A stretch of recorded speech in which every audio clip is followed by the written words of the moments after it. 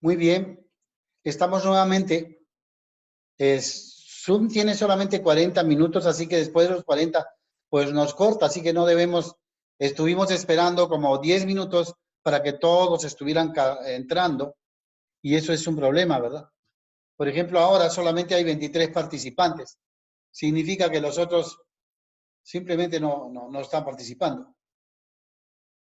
Eso significa que solamente han participado la mitad de la clase. Es sencillo entender eso. O sea, los que de verdad quieren aprender, los que de verdad tienen interés, pues estarán acá. Y los que no, ya todos son adultos.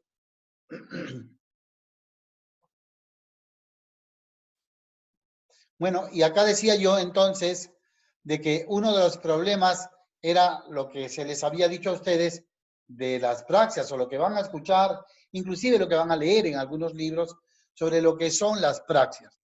Para algunos las praxias es el movimiento. O sea, esto que me están viendo hacer ustedes al mover los labios, al mover la cara, al mover la lengua, al mover el paladar, al mover todo el aparato fonoarticulatorio. Ese movimiento que ustedes están viendo, esa producción de movimientos, es solamente el aspecto objetivo del movimiento.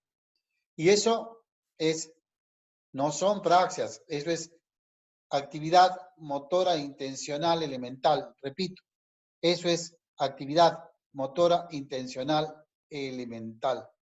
Esas son solamente operaciones motoras periféricas.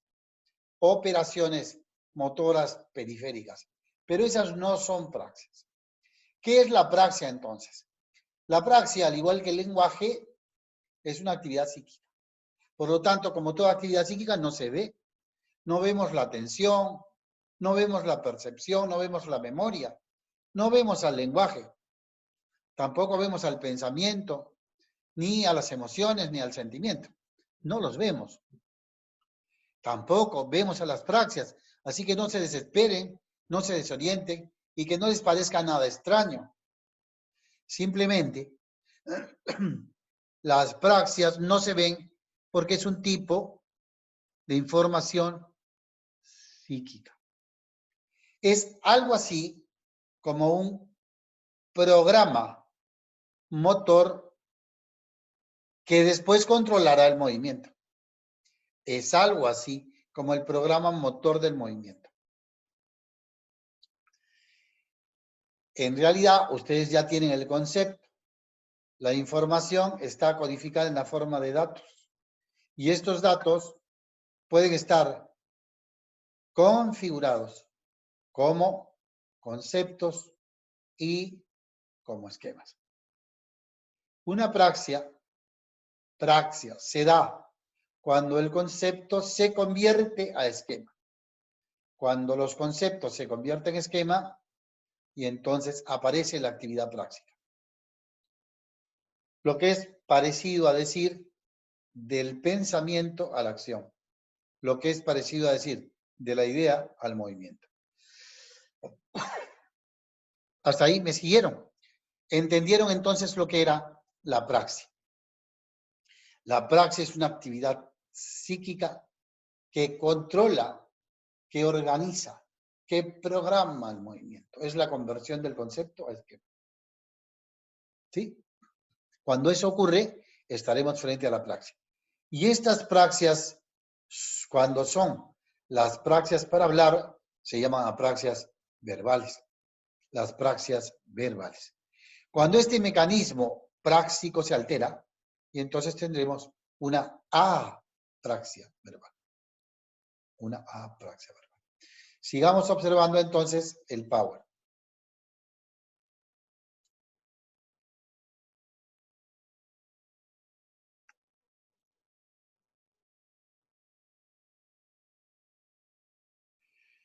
Si este es el procesamiento de la información, este procesamiento de la información ha generado que el lenguaje, lo que conocemos como lenguaje, pues tenga un tipo de funciones.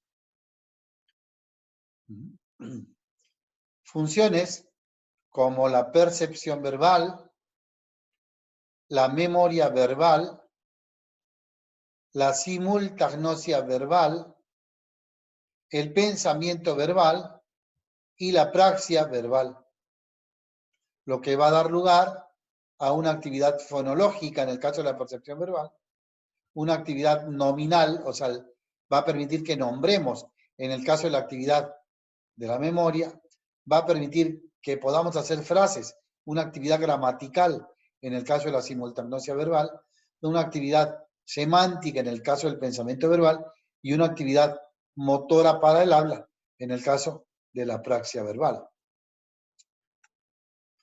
Y estas actividades se expresan, las podemos observar, nos podemos dar cuenta de esto gracias a las siguientes manifestaciones conductuales. Por ejemplo, la actividad fonológica, o sea, la percepción verbal, yo como es actividad psíquica no la veo. ¿Cómo sé que esta percepción verbal está bien? Usando la actividad fonológica. ¿Y cómo hago esto? Haciendo que el paciente repita. Si el paciente repite bien, lo más probable es que su actividad fonológica pues esté bien. Entendemos que para repetir no es solamente necesaria la actividad fonológica, pero es la manera que tenemos nosotros para poder llegar a la percepción verbal. Si una persona repite, pues es muy probable que perciba verbalmente bien. Para la actividad de la memoria, pues haciendo que el paciente nombre. ¿Y cómo sé que el paciente nombre? A través de su vocabulario. Muéstrame la puerta o cómo se llama esto, cómo se llama esto otro, cómo se llama aquello. Y en la simultagnosia verbal, a través de la actividad gramatical, y eso solamente lo vamos a ver cuando el paciente pues exprese, hable, formule, cree frases, fabrique, construya frases. El pensamiento verbal lo veremos a través de la actividad semántica. ¿Y cómo sabemos eso? Por la comprensión verbal. Si el paciente nos comprende adecuadamente, pues entonces su pensamiento verbal, su actividad semántica está normal. Y la praxia verbal a través de la actividad motora verbal, a través de la producción, velocidad, fluidez oral. Si el paciente puede repetir, por ejemplo, al rey de Constantinopla lo quieren desconstantinopolitanizar, aquel que lo desconstantinopolitanice, un gran desconstantinopolitanizador será, entonces lo más probable es que su praxia verbal, su producción verbal está bien. O si yo le pido que cante un balsecito peruano, por ejemplo, que es, y yo quiero que escuche la imagen de mi alma que te ame, te adora con una aventura que nadie ha gozado. Y es, yo quiero que escuches la imagen de mi alma que te ame y te adora con una aventura que nadie ha gozado. Tu nombre quedará grabado para ser dichoso en mi falso amor. Y yo quiero que escuches la imagen de mi alma que te ame y te adora con una aventura que nadie ha gozado. Le estoy pidiendo velocidad articulatoria, producción y fluidez oral. Entonces, todo eso va a depender de lo que yo quiera que repita, de lo que yo quiera que haga. ¿Entiende? Si le pido al paciente más sencillamente que me diga un trabalengua, como el rey de Constantinopla lo quieren desconstantinopolitanizar, pues será sencillo y ya está. Eso me permite saber cómo está la praxia verbal, la velocidad articulatoria, la fluidez oral. Fluidez oral. Y acá tengo otro hincapié. O sea, una cosa es fluidez oral, la fluidez, velocidad articulatoria, de la fluidez verbal. La fluidez verbal tiene que ver con el vocabulario. Por ejemplo, si yo les digo a ustedes, díganme todas las palabras que conocen con la letra M. Empecemos ya, en un minuto, y empieza mamá, mapa, mesa, y llegan al minuto e hicieron 3 palabras, pues su vocabulario, su fluidez verbal está disminuyendo. Si yo agarro y les digo, a ver chicos, díganme todos los animales que conozcan en el curso de un minuto. Y empiezan perro, gato, hipopótamo, elefante, girafa. Un minuto. Y me hacen solo 4 palabras, pues su vocabulario, su fluidez verbal está disminuyendo. Que no es lo mismo que la fluidez oral. ¿Quedó claro? Bueno, yo asumo que sí, porque ustedes son mudos, no me contestan. Y entonces, volvamos a las afasias. Las afasias, pues, es una alteración en el procesamiento de esa información psíquica verbal. No es nada más. Eso es una afasia. ¿Y por qué afasia? Y no como otros autores que hablan de disfasia para referirse a la alteración del niño. Primero porque está mal dicho. El término disfasia significa alteración del lenguaje. El término afasia significa ausencia de lenguaje o pérdida de lenguaje. Disfasia no tiene una relación con el desarrollo del lenguaje, ni con el desarrollo o la evolución del niño. No tiene ninguna relación. Sin embargo, por consenso, se ha dicho disfasia para las lesiones del lenguaje infantil, afasia para el adulto. Pero eso no tiene ningún sentido. ¿Por qué? ¿Por qué no tiene ningún sentido? Porque sea una alteración del desarrollo, o sea, una alteración adquirida en el adulto o en el niño que ya desarrolló su lenguaje, sea cualquiera de las dos razones, pues está presente algo que no tomaron en cuenta. Un síndrome afásico. ¿Y cómo se llama a la persona que tiene un síndrome afásico? Y pues no hay otra forma de llamarle más que afásico. Esa es la razón. No es un capricho de dioses, ni es una argumentación fuera de contexto.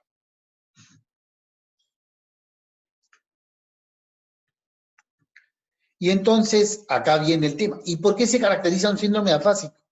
¿Cómo sé yo que estoy frente a un síndrome afásico? Y porque el paciente tiene algunas de estas dificultades. Hay dificultades en la expresión verbal. A esas dificultades, bueno, hay dificultades en la comprensión verbal. No, que solamente un grupo de afásicos tiene dificultades en la comprensión verbal. Mi experiencia me dice que no.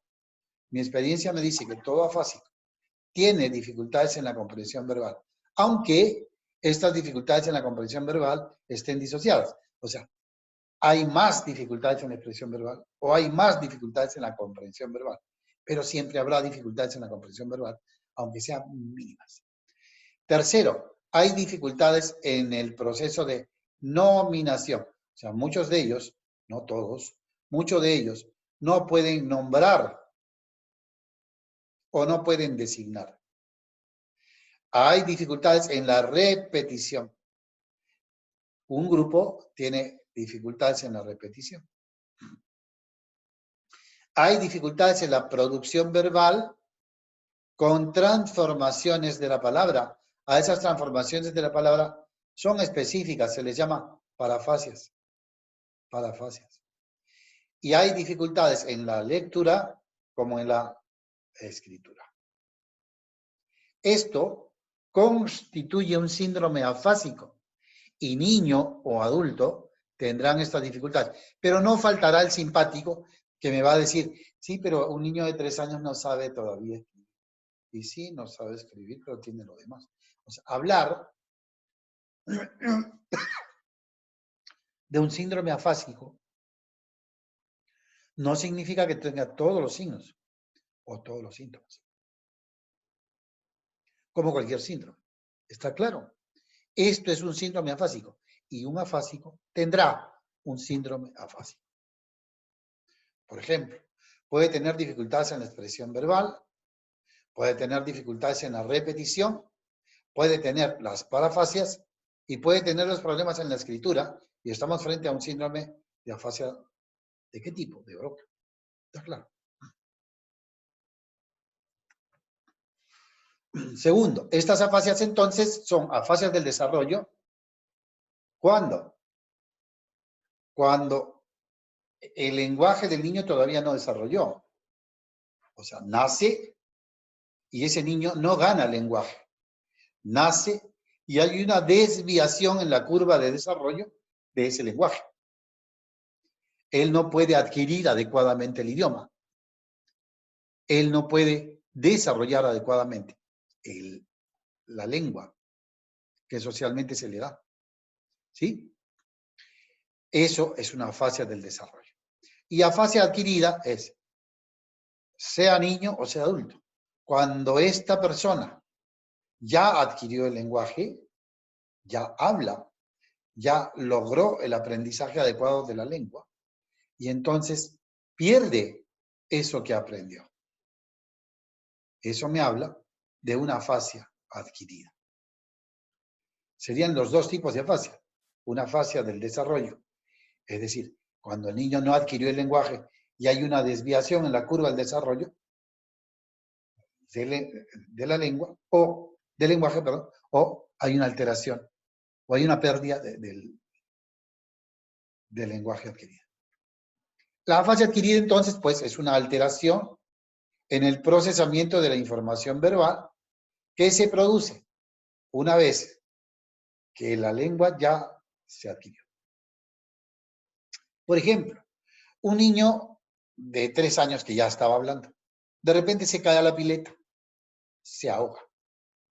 Sale de la pileta, lo sacan, lo reaniman, el niño tiene que ir a un respirador, está 2, 3 días con oxígeno, con respiración, tratamiento para el edema cerebral, para el problema respiratorio que le causó la aspiración del agua, y el niño se recupera. Pero cuando se recupera, nos damos cuenta que tiene un daño cerebral, y ese daño cerebral ha comprometido las áreas del lenguaje, y ese niño pierde ese lenguaje que él había adquirido. ¿Sí? O un niño que ya hablaba a los 4 años, hace una meningoencefalitis, y después de ese problema, pues perdió el lenguaje que había adquirido. O un niño de 5 años que hablaba perfectamente, iba en la motocicleta con su padre o en un auto, hay un accidente de tránsito, se produce un traumatismo craneoencefálico y pierde el lenguaje. O un niño de 6 años en el que se rompe un aneurisma congénito justamente localizado y daña las áreas del lenguaje, y ese niño pierde el lenguaje.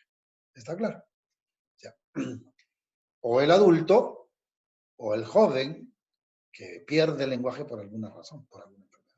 ¿Está claro?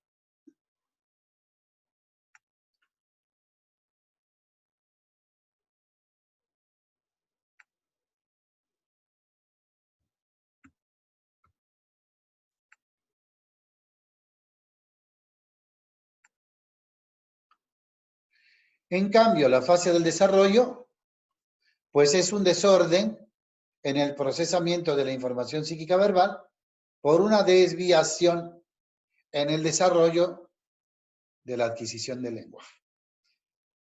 Eso es lo que ocurre.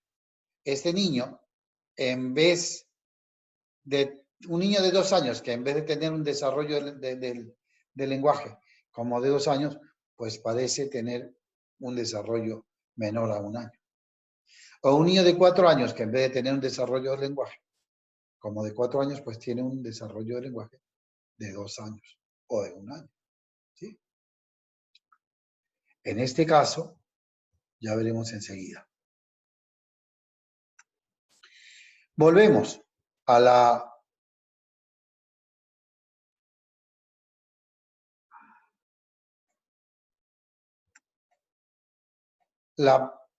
patogenia es de 2 tipos. O hay un daño de la estructura cerebral. En este caso, por ejemplo, estamos viendo un cerebro en un corte coronal de una persona que lamentablemente tuvo una hemorragia cerebral, y aquí vemos qué le pasó a ese cerebro. Un gran hematoma. Eso produjo un daño de la estructura cerebral y una pérdida, podría haber ocasionado una pérdida en el desarrollo del lenguaje. En este caso no, porque el daño es del hemisferio derecho. Pero aquí vemos el otro, la desorganización neural. La desorganización neural no es ese problema solo de maduración psicológica, como si la psiquis no estuviera dentro del cerebro. No es así. Esto es lo que ocurre en lo que hemos llamado inmadurez. Esto es lo que ocurre en lo que hemos llamado desorganización neural. Esto es lo que ocurre. Miren ustedes, esto que está acá a la izquierda mía, que estoy señalando con el puntero, es una red neural sin desarrollo a una red neural desarrollada. Ustedes pueden darse cuenta de la diferencia. Eso es lo que pasa con el paciente que tiene un retraso en el desarrollo del lenguaje. Eso es lo que pasa en el paciente que tiene un desorden en el desarrollo del lenguaje. Eso es lo que pasa en el paciente que tiene un TEL. Eso es lo que pasa en el paciente que tiene un retardo en el desarrollo del lenguaje. Eso es lo que pasa en una disfasia del desarrollo. Eso es lo que pasa en el paciente que tiene una afasia del desarrollo, como le quieran llamar. No es una cuestión que no tiene nada en el cerebro, como alguna gente del TEL ha dicho. No, sí tiene un problema en el cerebro. Lo que no tiene es esto, no tiene un daño, pero sí tiene un problema en el cerebro. La razón de esto, pues, será genética, en donde hay mutaciones genéticas que pueden llegar a producir este tipo de problemas. O adquirida, como aquí, por ejemplo, una hemorragia cerebral, en esta región del lenguaje ahora sí, y puede ser adquirida por un accidente cerebrovascular, por un traumatismo craneoencefálico, por un tumor, una neoplasia, por encefalitis, por hipoxia, etc.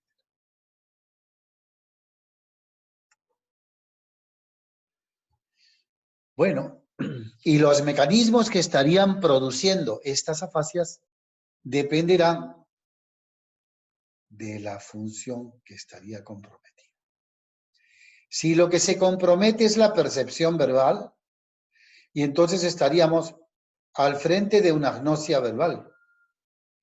Si lo que se compromete es la memoria verbal, entonces estaríamos frente a una amnesia verbal. Si lo que se compromete es la simultagnosia verbal, entonces estaríamos frente a un agramatismo verbal. Si lo que se compromete es el pensamiento verbal, estaríamos frente a una asimbolia verbal. No se corta la llamada, no sé por qué. Si lo que se compromete es la praxia verbal, entonces estaríamos frente a una apraxia verbal. ¿Está claro? Y si estamos frente a una agnosia verbal, por un problema en la percepción verbal, estaremos frente a una afasia agnósica. Si lo que se compromete es la memoria verbal y estamos frente a una amnesia verbal, tendremos una afasia amnésica. Si lo que se compromete es la simultagnosia verbal, entonces estaremos frente a una asimultagnosia, a un agramatismo verbal. Si se compromete el pensamiento verbal, tendremos una simbolia verbal y tendremos un síndrome afásico semántico. Si lo que se compromete es la praxia verbal, entonces estaremos frente a una apraxia verbal y estaremos frente a una afasia apráxica. Es decir, las afasias para nosotros, sean del desarrollo, sean adquiridas,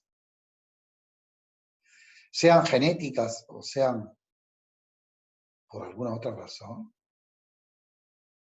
sean por daño estructural o por desorganización neural, pueden ser agnósicas, amnésicas, agramáticas, semánticas o apráxicas. Es decir, en donde lo agnósico, lo amnésico, lo agramático, lo semántico o lo apráxico representa el mecanismo que está comprometido, el mecanismo fisiopatológico, o sea, donde creemos que se altera la función del lenguaje.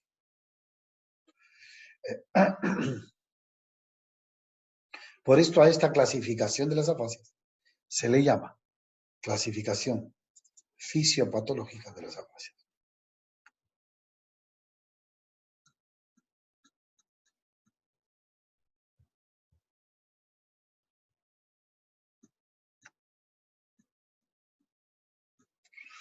Hasta aquí quiero saber si existe alguna pregunta. Por favor, abran sus micros y quiero escucharlos. Quiero saber si todos comprendieron esto.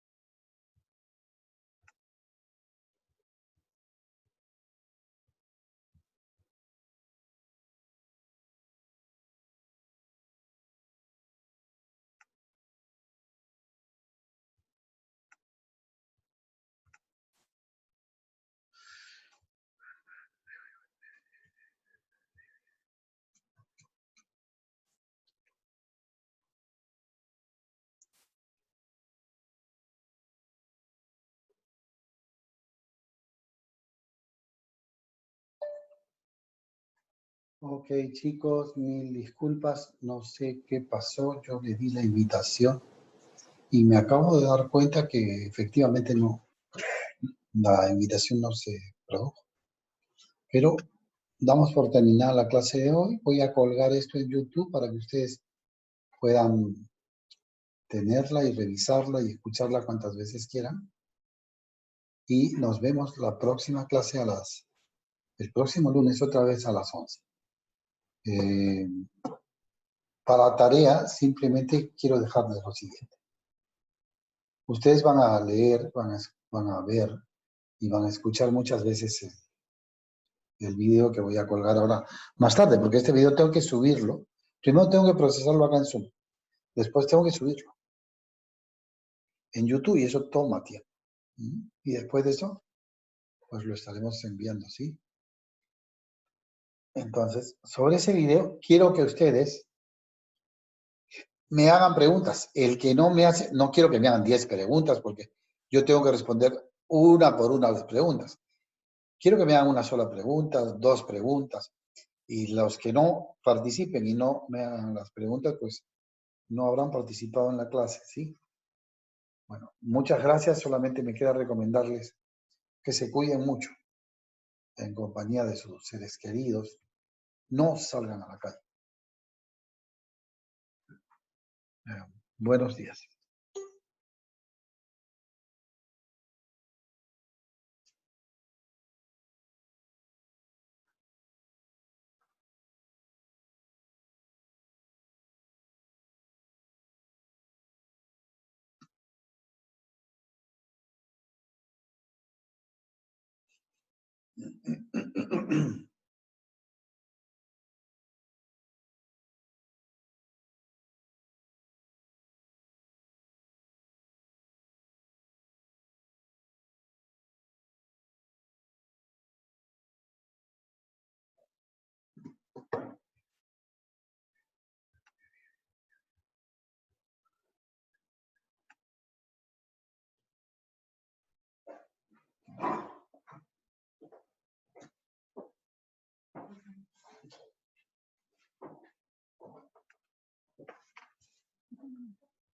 ¿Ah?